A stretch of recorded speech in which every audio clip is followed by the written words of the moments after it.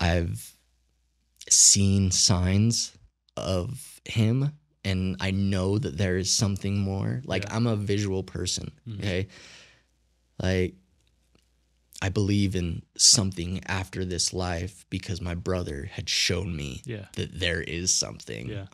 Have you felt closer to God through this? I'm trying. Yeah. I'm trying.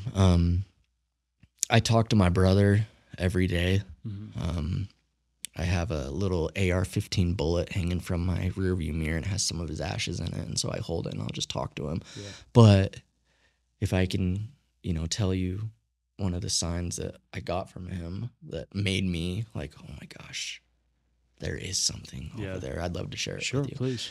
So me and my wife and my daughter were walking along a trail, and I just look up to the sky and I was like, Ryan, if you are here with me right now, show me a blue feather. And we just went about our day and got back from our walk. And I was cooking food for my wife and my daughter. And I happened to look up at the TV and show that my daughter's watching. And the second I look up, a blue feather comes down from the screen.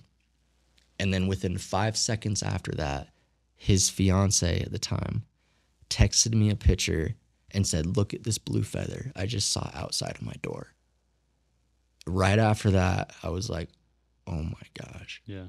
Like, and what made you ask for a blue feather? That's wild. I wanted it to be something that wasn't. I don't think I've ever said blue feather. Exactly. I want it to be something that you don't see every day. Yeah. I don't want it to be something I can just, turn my head and I see it. Right. I want it to be far-fetched type of thing. I want it to be real.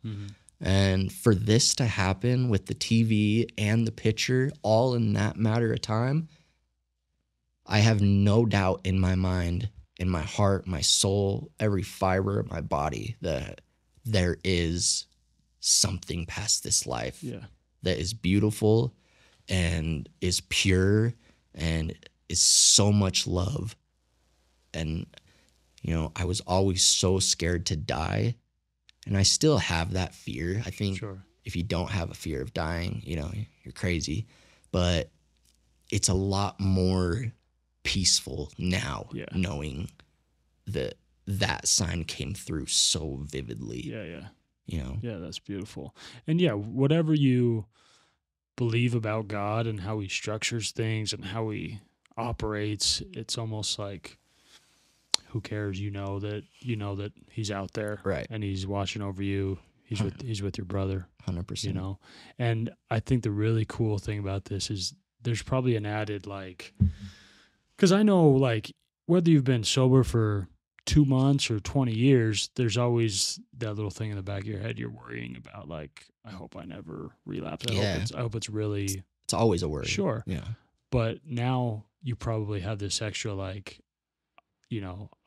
I got to do this for my guy. I got to stay. Obviously, you want to stay sober for you, for your wife, your kid. Yeah. But it's an extra thing that my guy, I'm not going to let you down. Yeah. And that's huge, huge part of it, after his death, you know how easy it could have been for me to go numb all the pain that I was feeling? You were probably super tempted. Yeah. 100%. But you don't experience death like that very often. Right. Some people never experience losing someone that's significant to you. Yeah. And I personally wanted to feel every single emotion that came with that. Yeah. And knowing that I didn't buckle made me super proud of myself. Yeah.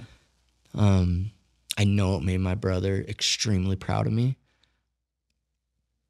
Sorry. Oh, you're good, brother. Just to know that I'm trying. It's just the word I'm trying to do things